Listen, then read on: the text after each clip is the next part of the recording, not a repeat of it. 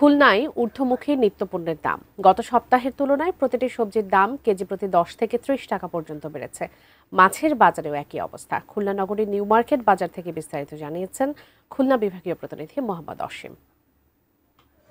খুলনায় পাল্লা দিয়ে বাড়ছে মাছ, মাংস এবং সবজির দাম। বিশেষ করে বৃষ্টির অজুহাত দেখিয়ে সবজির দাম গত এক সপ্তাহের ব্যবধানে বেড়েছে। সব সবজির দাম প্রায় 20 থেকে 30 টাকা করে কেজি দরে। একই সাথে ইলিশ মাছের সরবরাহ পর্যাপ্ত থাকার পরও কিন্তু ইলিশ মাছের দাম সাধারণ যে ক্রেতারা রয়েছেন তাদের নাগালের বাইরে রয়েছে।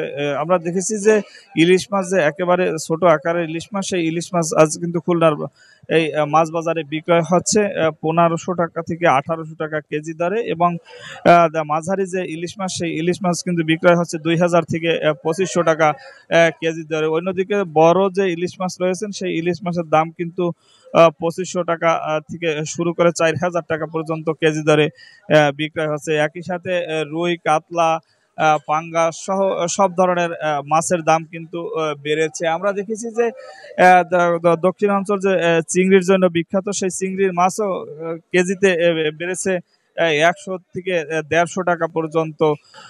আমরা ঘুরে দেখেছি যে আসলে সব থেকে মানুষকে ভোগাচ্ছে সেটি হচ্ছে কাঁচামরিচ। কাঁচামরিচের কেজি বেড়েছে 80 থেকে 120 টাকা পর্যন্ত বাড়তি। আসলে সব মিলিয়ে আমার কাছে এই ছিল